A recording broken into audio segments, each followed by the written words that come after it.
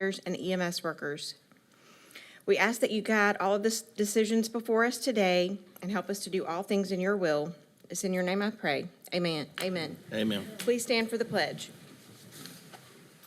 I pledge allegiance to the flag of the United States of America and to the republic for which it stands, one nation, under God, indivisible, with liberty and justice for all.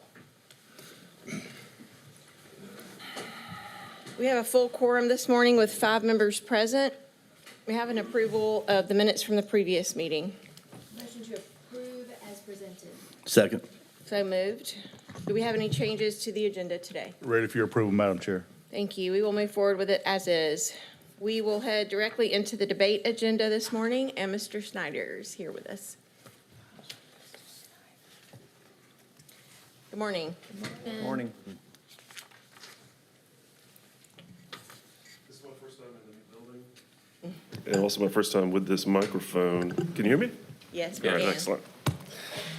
A very impressive building and nice new digs. We do have 2 reports for you today, and each of those 2 reports is going to cover a few small departments. So we'll start with Technology Services Division. We have Information Technology, Broadband Utility, and GIS within this one report.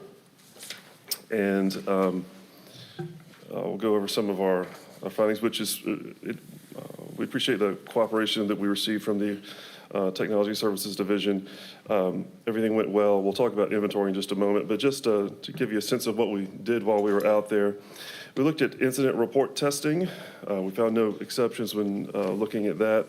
That's described within our report, but we selected incidents and checked to see how quickly they were resolved and how they were documented. It had no findings there. We did visit a broadband tower, inspected that, and found that it was secured and had no findings. We looked at the county's data backup process, which may seem a little bit outside of accounting, but all the data has to be backed up and secured, and there's a process and policy for that. We found no exceptions in that. There's also logs, so there are records that can be tested, and we had no findings there. We looked at the GIS map process of how a parcel is changed in that system. We were able to make a selection of changes and had no findings there as well.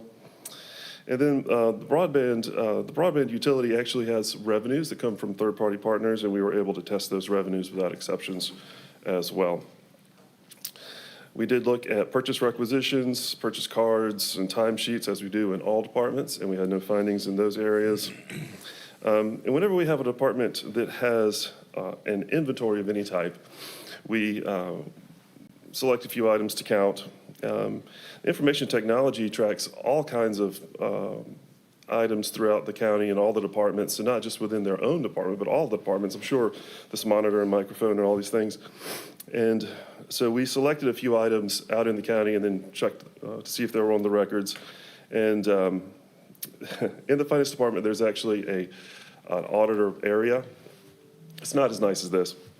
And there was a phone in that area, and we checked, and the phone was not on the list. So we noticed that. Then in broadband, we did have some issues with the broadband inventory not matching the records, and management has provided a response to our recommendation to strengthen controls in that area.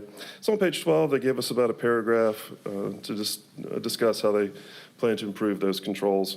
It was, whenever we do an inventory, we do it 2 ways. We take the list, we select a few items and go find them. So that's sheet to floor, we call that. And the other way we do it is like we did with that telephone in the audit area. We go to the floor, find the thing, and try to find it on the list. So we go both directions with that. We had some inaccuracies, and we described that again. We're on page 12. We also looked at change management and found the procedures in place to be adequate. And then we looked at the 5-year strategic plan, which we read over, and then we had no recommendations in that area as well. So that is the IT or Technology Services Division, inclusive of IT, broadband, and GIS. Are there any questions about that. So for the equipment, you were testing sheet floor to sheet. So you found both some old equipment that was still on the sheet and some stuff on the, not on the sheet, you found on the floor? It was both ways? Yes, yes. We frequently find imperfections in inventory records in these various departments. These are inventories that are often not very material to the county. But whenever we encounter a department that does maintain an inventory, even though we're showing up at odd times relative to their inventory cycles, we always spot check inventory. I think that the reason why we do somewhat frequently find inaccuracies in inventory is because we do show up at odd times during that cycle. And they're very often reasonable explanations. For instance, when we go to the water utility and we try to count elbows and valves, some of them are on trucks, things like that. So I don't want to overemphasize the specific findings, but I think that the broadband utility had some good ideas to continue to improve internal controls surrounding. So there's a few things, but the materiality wasn't Right. excessive. Okay, thank you. So like what? Let's see, how much detail did I include in the report? I'm not sure if I could answer that question. We do have records of exactly which items were inaccurate, but yeah. So we selected 15 items, and only 5 were exactly the same, but they were going in both directions. So I could actually give you more information on that if you'd like, but I didn't bring that with me today. Please. Okay. Happy to do that. I have more of a general question for you. Can you give an overview of what you do for us on a quarterly basis, what internal auditing means, and how that's beneficial for the county and the Sure. citizens? Sure. Any county in Georgia, such as Columbia County, would have an internal audit function. So the option that the county would have would be to hire someone internal to the county to serve as an internal auditor, or in our case, they contract with us to perform that function. So you think of internal auditing as a function. And the crux of what we do is as we go through and make selections and test things, is we're looking to find whether the systems of internal control that the county uses in each one of its departments, which vary from department to department, depending on what that department does, whether those systems of internal control are designed adequately, and then in addition to whether they're designed adequately, whether they're functioning properly. And so our recommendations are always centered around how to improve internal control. So the process is sort of to go into the department, get to understand it, test a selection of items, and develop recommendations to improve internal controls. So does that answer your question? It does. I used to actually perform financial audits myself, but I thought that might be beneficial for some of our Yes. audience members here today with us and listening online, so I Yes. appreciate that. You're welcome. I'm always happy to answer any questions about what we do and how we can. I'm also interested in continuous improvement. We always try to improve the work that we provide. So, Thank you. Any other questions? No, ma'am. I've got one. Okay, go ahead. yes, sir. Was that bench stock that you were inventorying, or was that installed equipment? Oh, that's interesting. Okay, for the broadband. For broadband?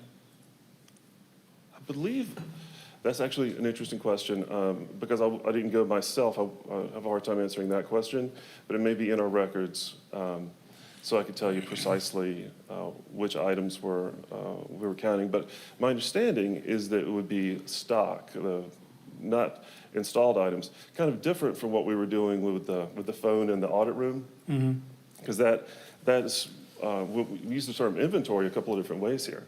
So with the IT inventory, it's all of these things, the TVs and the computers and everything. Whereas with inventory for broadband, it's supplies that are going into service, as I understand it. So not counting the towers and the installed infrastructure. Right, there's other equipment they have that they're gonna have in stock too, that is going to be installed into the network, and quite honestly, that's probably more critical, especially in terms of life cycle. And do you know, Harold, was that your bench stock or was that installed items? I believe it was bench top, sir. Bench stock? And they are working on that. Yes, they were very responsive, and we included their comments in the report. Yeah, and I think that's an important clarification as I gloss over the definition of inventory. The installed infrastructure was not the target of what we were trying to look at. They maintain an inventory, and we obtained their listing, so that would be Okay. what you would call bench stock, I believe. We just need to make sure that that bench stock gets, as it leaves the bench and goes into the network, gets tracked, Right. is my point. Right, that's an inventory that's converting into infrastructure, Right, whereas, the opposite with when we use the term inventory relative to IT, the IT inventory is not converting into something else, it's just tracking all of the. right, I got it. So, Thank you. You're welcome. Any other questions? No, ma'am. We'll move on to the next item, please. All right. So our other report is for Parks, Recreation, and Events Department, which includes parks operation, events and programs, and athletics. The first couple of paragraphs of our report has been the same for a few years, and I just want to go ahead and talk about that. We talk about the Munis and Rec One interface. This may be a bit of over-disclosure about what we do, but normally with other departments, we can trace to the penny a small transaction all the way to the general ledger. And because Rec One is imported in batches, we have to look at it as a bigger picture. So that's those first few paragraphs there have been the same for a few years, and I'm not recommending any change there. Perhaps disclosing our process, but we have to look at these transactions in batches. Having said that, the total revenues do match. We just stand back and look at it in a larger timeframe. We looked at gym memberships. We looked at the way those are processed, and fees are collected, and if fees are not collected, how the gym membership is terminated. We looked at rental contracts. This is rental of, from the Parks and Recreation Department, pavilions, ball fields, different things like that. That generates revenue. We trace those revenues for those payments. We looked at Wildwood Park, which is camping and day use. A lot of transactions there as well. We looked at all the different types of transactions, didn't have any exceptions. We looked at youth and adult registration for different types of sports. There are a lot of different youth sports for adults these days. It's all pickleball. We looked at the processing fees and the process for those registrations and didn't find any exceptions. We also looked at the National Alliance for Youth Sports Registration. That's how coaches are sort of vetted and approved, and it's a process for that. We made several selections and looked at how that is done and didn't have any findings there. The process seems to be completed in an accurate way. And then, of course, we looked at purchase cards, purchase requisitions, and timesheets. And we've been on a run recently with very few findings in those areas. It has certainly been an area where findings have existed before, but again, no findings in purchase requisitions, purchase cards, or timesheets. So good outcome there. Any questions about Parks and Recreation? Ms. Reese, are you comfortable with as he described, the transaction batches coming through? Are you comfortable they're coming through? Yes, we do make sure that the daily deposits match like he said, it's in batches. We don't look at the individual transactions, but as long as the batch matches what they deposited, You're comfortable with we're that? good with it. Okay, thank you. Thank you. Any other questions? Thank you. And it looks like we have a audit update. Well, I always like to mention to you things that are coming around on the 3-year rotation. The recycling department, the procurement department, license and permitting. And I mentioned last time, libraries is coming around. I know that there's been some changes in the library area, but it's coming around on time to do an internal audit of the libraries. So those are just some of the upcoming internal audit departments that we've identified. Are there any departments that the committee would like for us to look into, or any areas of concern? Over the past few audit cycles, we had talked a little bit more than usual about the clerk of court's office. Did we come to a committee, did we come to a general conclusion that it was all taken care of and nothing else to see there? The last time you and I spoke at this last meeting, I had, we started off, if you recall, with a large number of uncleared deposits, so large number. And in discussing it with the clerk of court's office, we traced a large portion of that back to a certain date, a certain software update, which wiped out quite a bit of it. And then the clerk of court's office did work with their IT provider to fully reconcile and clear those transactions. And then I went back through and double-checked 90% of it. And at that last meeting, there was still that last 10% or so that I had not fully reconciled. So the clerk of court's office did provide us with additional bank statements and additional bank reconciliations. Some of those documents are getting kind of old at this point. And I was able to reconcile several more transactions there. And when I say reconcile, I mean identify where the problem was. There are still some 10 transactions going back as far as 2019 that at this point in time, with the documentation that I have, it's hard for me to figure out what happened. The total amount of those transactions, if you add them all up, is about $66,000.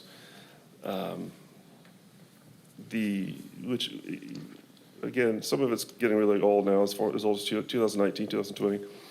And the real crux of our recommendation concerning this is timely and accurate bank reconciliations, which is kind of fundamental to accounting, because it's very difficult for me from the outside years later to try and figure out what happened. And the real solution would be timely, accurate bank reconciliations, because data entry errors occur, and the solution is in a timely way to resolve those issues within context while the people that made those errors are still there. And so our recommendation, as we issued in our previous report, is just timely, accurate bank reconciliations and correcting issues as they arise. Well, that's good for going forward, but what do we do about that 66,000 that's sitting there on the books? Is it, what is customary in other constitutional offices, counties, municipalities, to have something like that? Nobody knows what it is. Do you write it off? Do you hold? Well,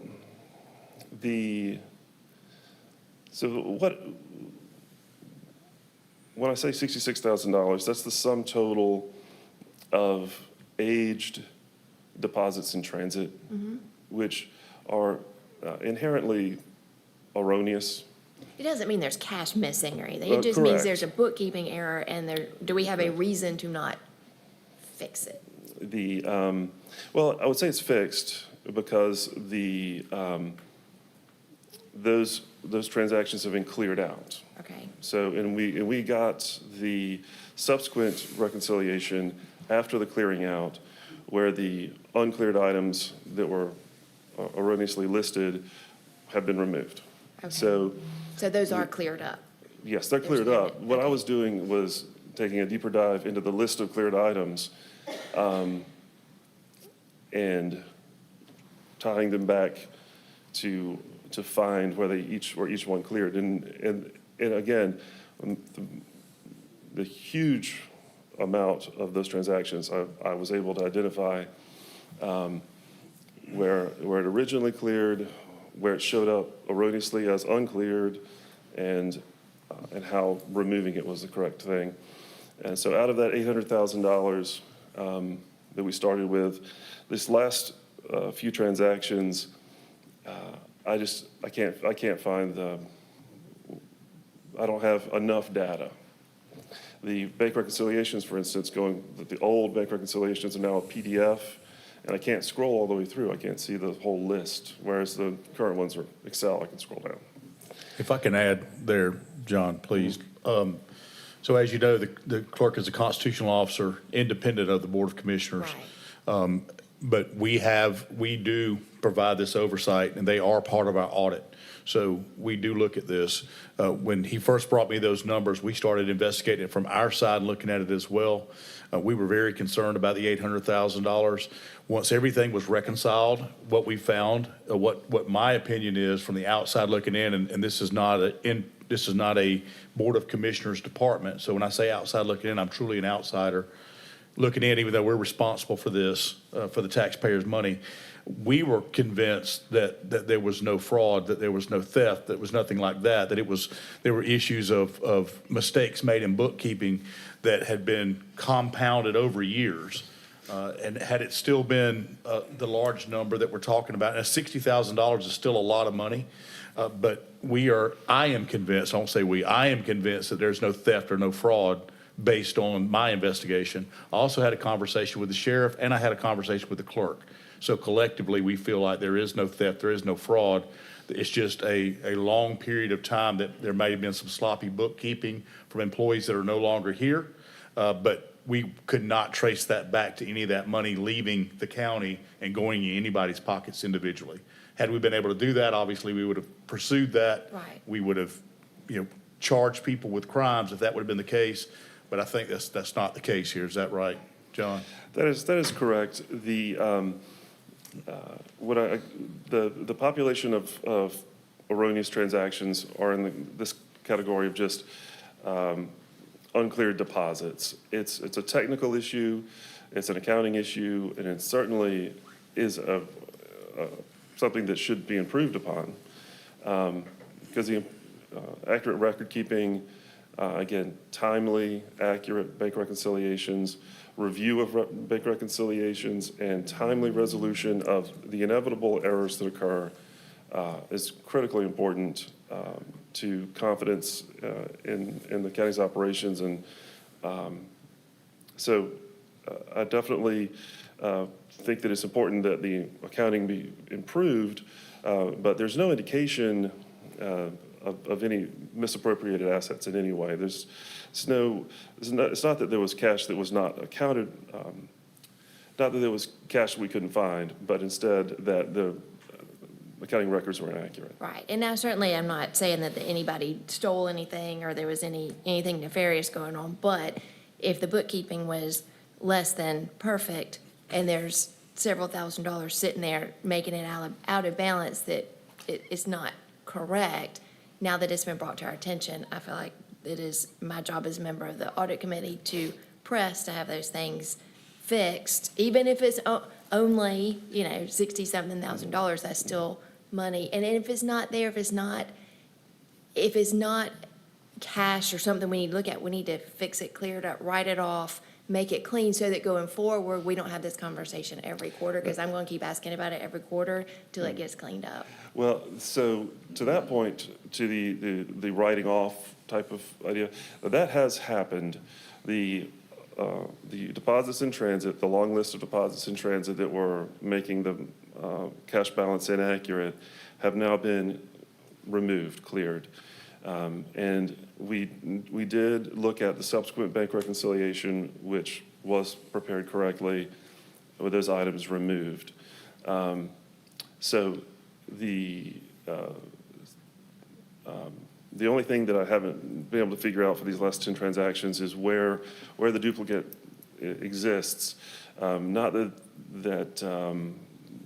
have been correctly identified as errors and errors have been corrected, but with the other 90-some% of it, I was luckily able to, some of it was more current, a lot of it happened on one day. I was able to identify specifically, and I'm not sure that the records exist to identify specifically these handful of transactions. Well, what is customary in a municipal application where you find something you just don't know? Is there an equivalent of what we do in private practice as we have accounting degrees sitting up here, writing it off? I don't want to say write it off. There's probably a different word. The bank reconciliation has been corrected, so it's not really like writing off, but there was I imagine there's a journal entry in the general fund to adjust it, but that's already happened. So going forward, everything's clean. Going Yeah, forward. and let me just be clear again. So different, when we talk about writing off and the way we Yes. write off, for example, the tax commissioner may bring you debts that are Uncollectibles, uncollectible, yeah. and then we will write that off, That's right? right. They'll bring that to the That's board of more of a commissioners, and we write-off. will write that off. But those are very clear, specific. We know exactly what it is. Correct. But in this situation, there's not $60,000 worth of money missing. Correct. There's $60,000 worth of unrecon, I guess. bookkeeping We error. can't, correct. So what happened was a number was transposed. Right. So a 1 and a 0 may have Sure. been moved back and forth, right? So this is all in the accounting piece. There's no money missing. And when I said $60,000 in the grand scheme of things, as not being much, make no mistake. Well, it's not that if- money missing, If it's just- $60, if 60 real dollars were missing, we would track it to the end of the earth. Right. But $60 is not It's missing. not missing, right. It's just a Correct. This is bookkeeping a- error that needs to be That corrected. is correct. Which this- has been. And- Right. Yes. Well, he said 90% of it, but then there's Well, still this amount that he can't fund. Now, So the- that tells me that it's The still. 90% figure, which is an approximation, is a little bit more than 90%, is is my additional work after the correction to dig back through all the available data and just for a greater comfort level to basically test the fix. Because what we have here is this idea of a deposit in transit, which very rarely happens with the speed of transactions in the modern world. It's very unusual to have a deposit in transit at all.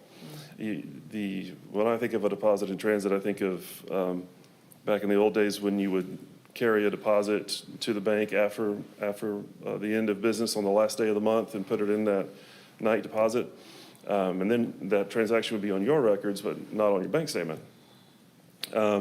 So when we saw this long list of deposits in transit, we knew immediately that it was wrong. It can't be right. So because no deposit has been in transit since 2019. So I understand the desire to reconcile it down to the last dime, and I understand. I'm always careful to not say that it's not material, even though objectively we know that it's not material to the county. But we know that if there were $66,000 missing dollars, we would do everything we can to Right, find and that. nobody's saying and make no mistake, I'm not saying anybody stole anything, there's any cash missing, that's not at all it. It's a bookkeeping error that I'm just curious, have we fixed it? I mean, I understand going forward, do different, but if there was something previous that's hanging out on those financials that is not correct, what is keeping us from fixing it? Well, it's fixed now, but as far as my further procedures on specifically identifying, if you can imagine me in my office with the yarns going from bank statement to bank statement, I just don't think I have enough records to do this because those older bank reconciliations are now PDFs. They look like screenshots, kind of. I can't see all the information in the reconciliation. I did obtain a bunch of bank statements. Some of these transactions are $25, and there's a bunch of transactions that are $25, so I can't say which one is which, or maybe $250, where there's no way to tell which transaction is which. So I So just what do you count do them. about it? If you Yeah, can't well, tell and don't know what to do, it just hangs out there forever? Well, it's not hanging out there anymore. They've all been removed from the bank reconciliation. And since they couldn't have been there to start with, because there couldn't have been a deposit in transit for that period of time, it's accurate to remove them, because the error was the overstatement of cash. And so we brought the cash back to the correct amount by removing these extra So it deposits in is transit. fixed. Yes. Let me be clear, we expect perfection. Sorry, when it comes to money. Anything less. You just don't want to carry it over, right? Yeah, I don't want to carry over. If there's Oh, anything there's nothing- incorrect, the way you need to Nothing, take care of it. nothing's been carried over. It's all been corrected and removed. Okay, Thank you. Thank you. We appreciate it. Yes. Do we have any public comments? Okay, we will adjourn at 9:01 a.m. and pick back up in just a couple minutes. Thank you.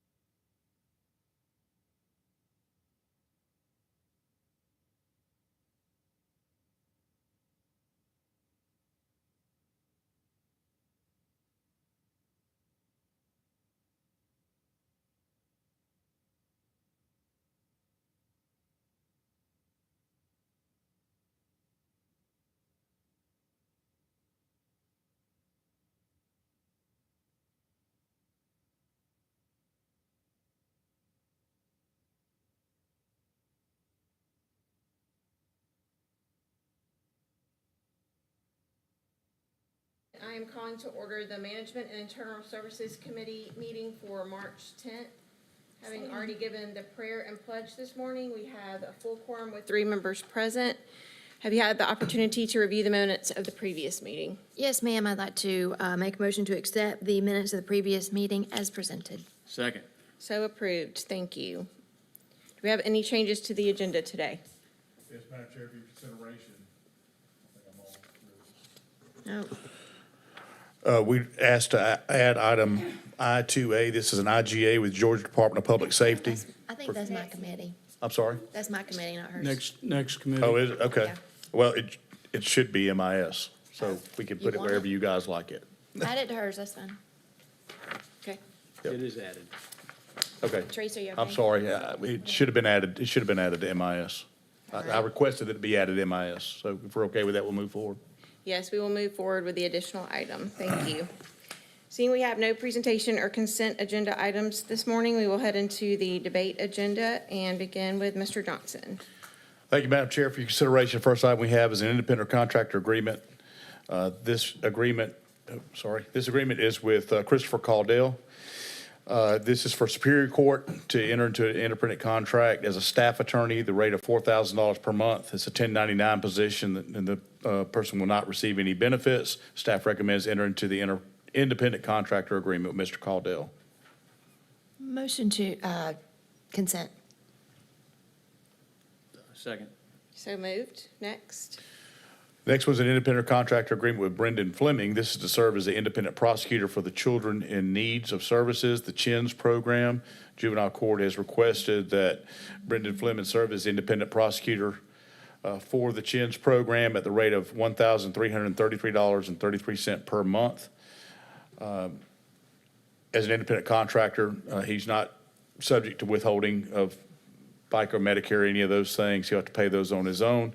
Term of this agreement is March 17th, 2026, through the end of the fiscal year, June 30, 2026. The staff recommends approval. Move to consent with a question. Second with a question also. Why is it such a short term? It's only up for a couple months?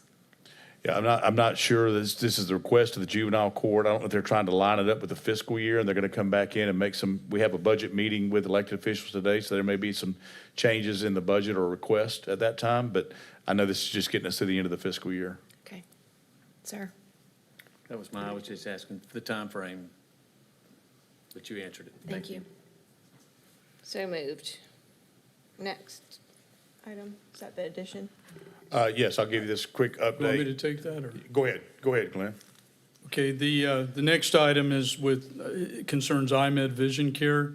Our current agreement with IMED Vision Care to provide employee vision insurance ends on December 31st, 2026. They have offered to renew the agreement through December 31st, 2029, with no increase to the current rates that our employees currently pay. I would add that the whole cost for the insurance is paid for by the employees' premiums and has no cost impact to the county. Staff recommends approval. Move to consent. Second. So moved. Next. Along with that, as part of our benefits program, we offer current employees a $25,000 basic life policy with options for dependents. There is a cost to the county. The estimated cost to the county for this basic coverage is $46,381. Our current agreement with New York Life for this basic life policy ends on December 31st, 2026. They have also offered to renew the agreement through December 31st, 2029, with no increase to the rates that we currently pay. Staff recommends approval. That's a great negotiation. Good job to staff for doing that. Move to consent. Second with good work. So moved. Good work, Jeff. Thank you. Item I1C1, and we have a member of the public that would like to speak on this. Karen Parham.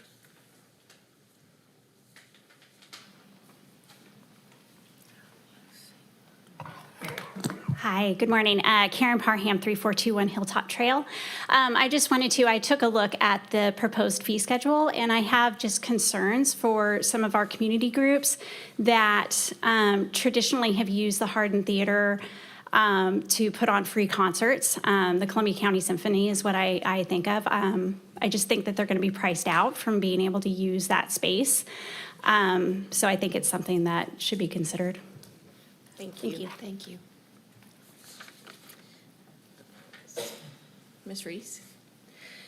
Yes, the next two items actually go together, and as I begin the briefing, I'm going to ask Josh Small to come on up. As you recall, back at the beginning of the fiscal year, the county underwent some restructuring, some department restructuring, and as part of that restructuring, the operations of the Hardin Auditorium were removed from under the Library and Community Services and put under the Performing Arts Center, Josh Small, and Financial Services. So since that time, Josh has been looking at the fee structure, and there's been several things that have changed because of the restructuring.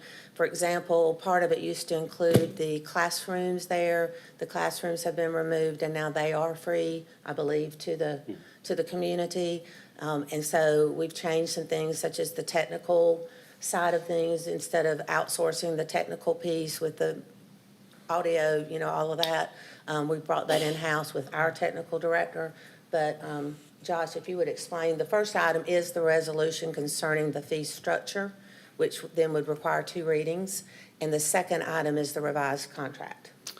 Yeah, so essentially what we did is we looked at it. We've kind of been looking at everything since this past July and evaluating. There were a lot of fees that were like a block flat fee. And so sometimes it was covering the expenses, sometimes it wasn't. So what we're trying to do is we're trying to cover those expenses, but also still make it fair for the renter to come in and use the space. So, it kind of is now, like Leanne was saying, it is kind of an extension of the Performing Arts Center. We've not added any additional full-time staff. We're just making it work with the current staff we have and additional part-time staff. And, the fees that are in there are, we're not going to force anything on anyone. We're only going to bring in the staff that's needed for their specific event. Also, I think as part of the resolution, we can look out for some of those community entities that might need help with some of those. We can kind of come up with, a compromise to help them meet their budget, so to speak. So we're going to be, looking at all the different things when evaluating an event and making sure, that we can make it work, for everybody that's involved.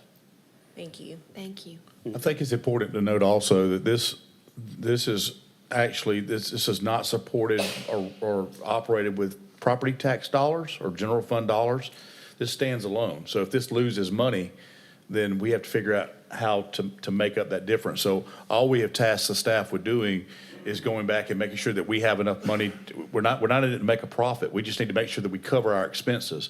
And we were losing money on this. So if at some point the board decided they wanted to go a different route and you wanted to make this a general fund item and have it, supported by property tax dollars, I know there were times where, people didn't want that at Evanstown Center Park. So we pulled that out. We made that different. Obviously, the Performing Arts Center is completely on its own right now. It's not supported by property tax dollars or general fund dollars in any way. They're self-sufficient, and that's what's happening here is we just have to have a schedule that at least pays for it. Again, we're not trying to make money on it. We're just making sure that we're not losing money on it so we can provide the service. Then if you're trying to break even on that, is $20 an hour enough to cover somebody's time and their taxes and benefits and everything that goes, the burden that goes with their salary to show up? We have cut it as much as we can to make it as fair as possible. We feel like these rates will at least cover our expenses. And again, if I can just add to that, we intentionally made the Jabez Hardin a break-even situation. The PAC, we like to see it make a profit because we want to carry that profit from year to year and be able to bring better shows. So as we grow that program, we want to have additional revenues to be able to do that. Reinvest, And it all stays in the PAC. It's never tapped into. But we very intentionally made the Hardin as reasonable as possible to be able to cover our expenses. So yes, some of those margins are extremely tight, but we feel like we can do that. We feel like that's the fairest compromise for the citizens to be able to use that if they can't afford the PAC. Obviously, these rates are much less than what it would cost to rent the Performing Arts Center. Right. How do we delineate where the classrooms are Because it sounds like they're being used sometimes with the Hardin Theater and sometimes as part of the library. It's a free service. So How we're do you actually figure scheduling out? that, working together to schedule those two things. But that was one of the issues we had when we built this building was the community could no longer use this auditorium now because of the security and the way this building is set up. So we actually came back and said, we want to provide some free space for the community to be able to have their whatever kind of meetings that they have, if it's a homeowners meeting or whatever the case may be.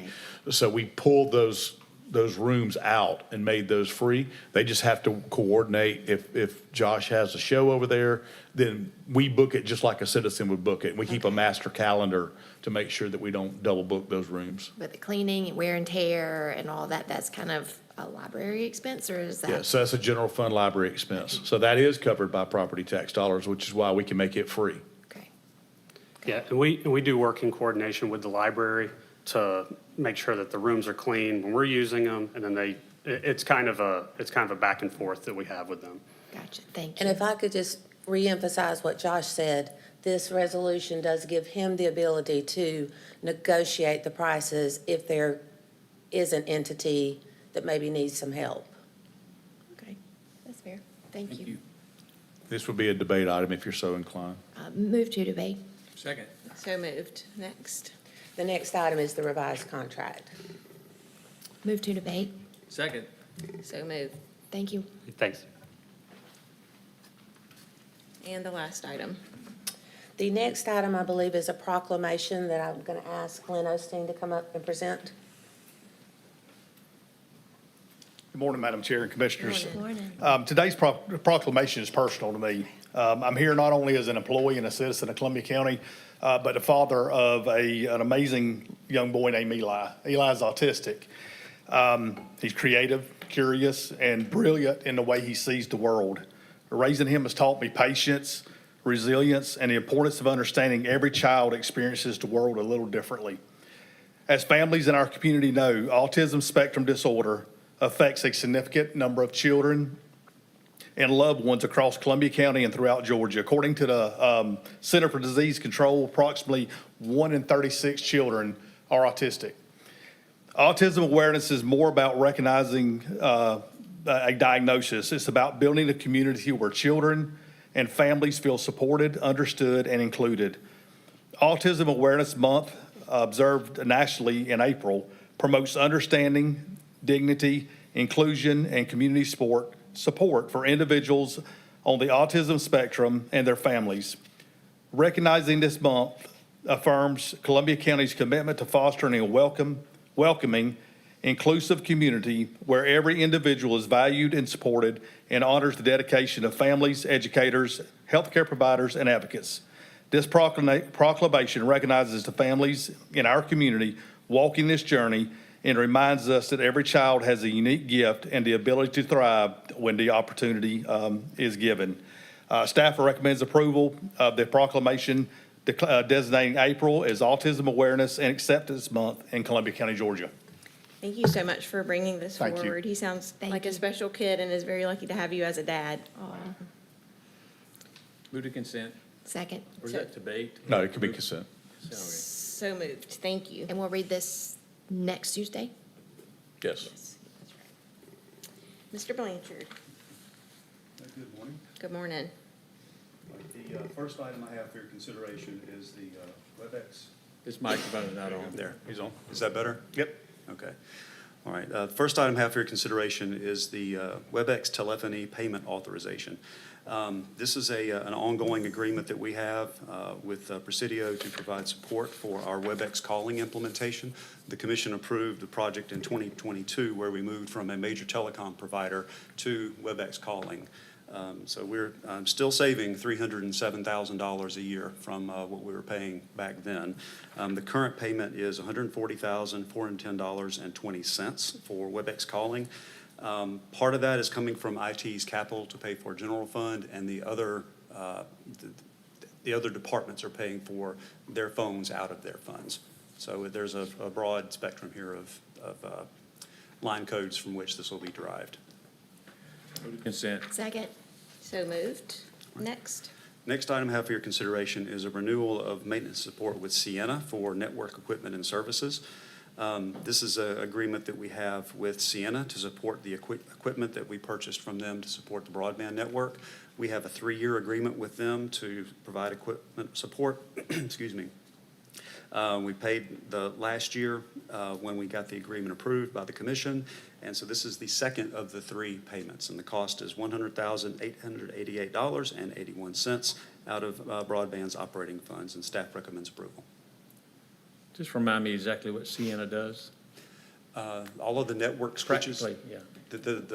And all of the different network cabinets and our towers and things like that, we have network switches. And that's essentially what helps route the signals from one place to another. So without that switch, the broadband network breaks down. So Sienna provides a very important component to make sure that the broadband works the way it's supposed to. And are all of the switches on the list that gets audited by Mr. Schneider? Mr. Sparrow has a complete list of all of that equipment. Yes, ma'am. Thank you. Move to consent. Second. So moved. Thank you. And now we will go to the added item. Thank you, Madam Chair, and I apologize for the confusion on that. We were working on this last night. I know the county attorney got it to us quickly, and I asked that it be added, and I guess it got added to DPS, but we can take it up here since you're inclined. Please. This is an intergovernmental agreement with the Department of Public Safety, actually specifically the Georgia State Patrol, for landscape and janitorial services. We've been providing those services for some time. We actually built the building for the State Patrol, and it was still in our possession. Recently, we transferred the ownership of that building. This board did that to the state with the understanding that if it was ever ceased to be used as a State Patrol post, that it would revert back to the county. But when we owned the building, we provided the janitorial services and the landscaping services for that. Once we turned it over, we stopped those services. So this intergovernmental agreement allows us to do that. We were not charging them for the service. Currently, the Georgia State Patrol remits all of their fines to the county that are written in the county. Those come back to us. The total of that is a little over $800,000 a year, so it certainly more than covers this. So staff will recommend approving the agreement. It says contingent upon the attorney approval, but I believe that's done. Didn't it, Chris? You did that last night. So the IGA is ready for your approval. Move to consent. Second. So moved. Thank you. Do we have any legal matters this morning? Any legal matters? No. Thank you. Staff reports, Ms. Reese. Yes, the first report I had for you is the year-to-date budget report. This is for the month ended February 28th. We should be operating around 67%. I have listed some of the major funds for your information and can answer any questions if you have them. Everyone is operating as they should be at this time. I have no questions. No questions. Thank you. Next. Next is the sales tax update. This is for the month of January. We received just over $2.9 million, and our annualized percentage increase now is at 1.44%, which I know is a little lower than we've been getting. I still feel like probably the Hurricane Helene cleanup last year, inflated some of the numbers, and we're just experiencing that, getting back to normal. Right. Okay. Thank you. Any questions on that one? No, ma'am. And finally, the investment report. The investment report for your information. No questions. Any commissioner or public comments this morning? Seeing that we do not have any executive session items, we will adjourn at 9:25 a.m.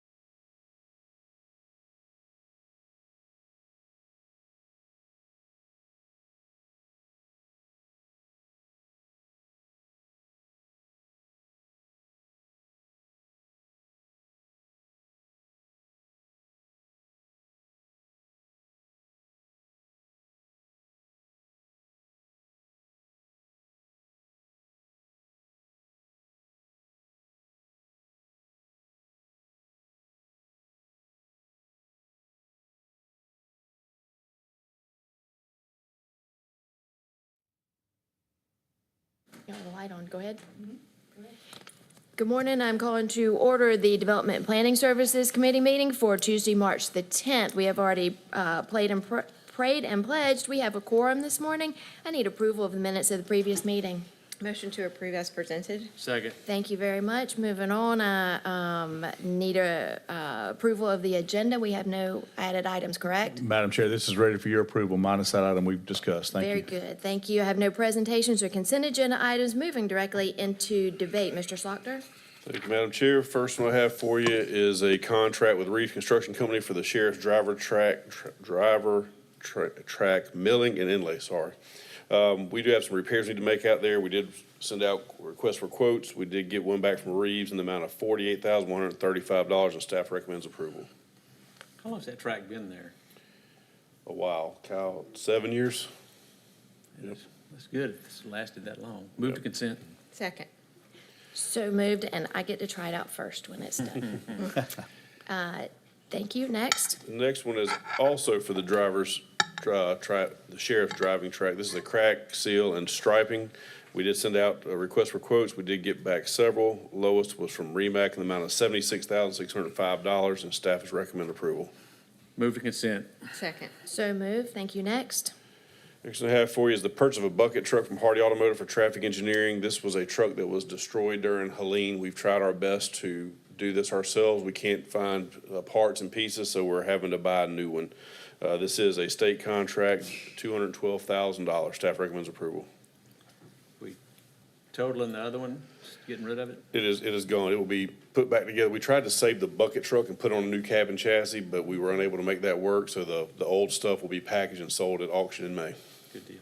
Move to consent. Second. Thank you. Do you have anything else for us today, Mr. I'm Slaughter? going to take the next one from Mr. Scarberry as well. Thank you. We have an alcohol beverage license for Mai Tai Restaurant. This does not need a distance survey because it's taking a place of an existing business. This is at 4272 Washington Road, Suite 1. This is down by the Publix on Washington Road. Staff has recommended approval.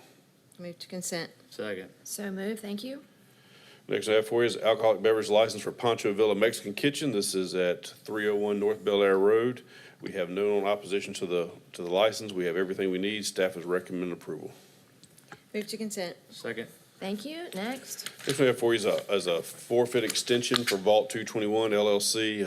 Y'all have already awarded them an alcohol license. However, they're approaching their forfeiture for not being open. They are currently renovating the building to be open.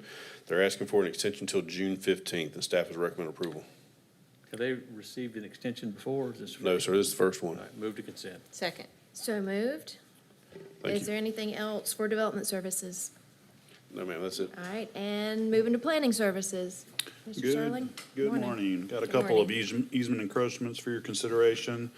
First one up is 711 Whitney Shoals Road, that's in Highland Lakes. They're looking for a encroachment of the 10-foot rear D and U drainage and utility easement for a pool deck encroachment. To be clear, the pool does not encroach into that, but the pool deck would encroach 4 feet into that 10-foot rear D and U. Staff is recommending approval. Move to consent. Second. So moved. Next. All right, next item is an easement encroachment also for 7208 Hoffman Drive. It's in Crawford Creek. Also a pool deck, and also includes a driveway and walkway encroachment. This is on the side yard. It's a 5-foot D and U there. The pool deck will be 2.5 feet into that 5-foot D and U, and the walkway and driveway encroachment would be 4 feet into that 5-foot. The pool does not encroach. Staff is recommending approval. Move to consent. Second. So moved. Mr. Sterling, these folks with the encroachment agreements are completely aware, and it's in writing, that if something happens, They- it's Yeah, on them. they are. That is part of the backup for each of these items. You have the easement encroachment agreement, which specifies that they are responsible if we are to go in there for whatever any the reason. reason is. They are responsible for those. Just wanted to be sure we were, Yeah, that's had that in writing. Thank you. Part of the reason why we did that a few years ago, putting that language together to make sure that everybody was on the aware. Very good. Thank you. Next. All right, last two items are for the same piece of property, but there are two different encroachments. First item is a conditional license and encroachment and maintenance agreement.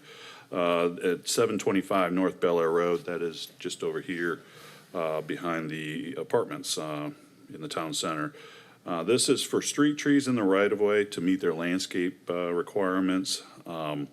Oftentimes, you know, there is an opportunity for them to put those street trees within their property, but because of all the utilities that exist in that general area, they were having a hard time getting that in there. So we worked with other county staff to kind of make this kind of fit around all those utilities. So unfortunately, some of those street trees are going to be within the right-of-way, so they need an encroachment and maintenance agreement for that, as well as the conditional license. So staff has reviewed this, feels comfortable with it, and is recommending approval.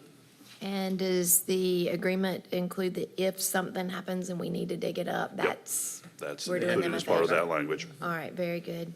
Move to consent. Second. So moved, thank you. Yep, and the last item I have is an easement encroachment for the same 725 North Bel Air Road. This is for curb and gutter within the county easement. Again, there is some curb and gutter along Industrial Park Drive, I believe it is. The rear of the property. Rear of the property, excuse me, yep. Where it appears there's a storm line going through that, and there's curb and gutter, so this agreement covers their responsibility and maintenance for that if we need to get in there and do any repair work. So staff recommends approval. Move to consent. Second. So moved, thank you. Anything else, Mr. Sterling? Not as far as those items. Very good. I do not have any other items added. We've already taken care of that. Any legal matters? No legal matters. Moving into staff reports. For planning services, for your information, no actions required. I have the February 2026 Planning Department workload monthly report. Answer any questions you might have. No questions. Thank you. And Then, next. yep, the next one is the January 2026 Plan Review workload monthly report. Answer any questions you might have about that. No questions. Development services reports? Yes, ma'am, you have 3 reports here. You have the monthly report, you have the financial report, and you have our temporary event alcohol permit reports, all for your information.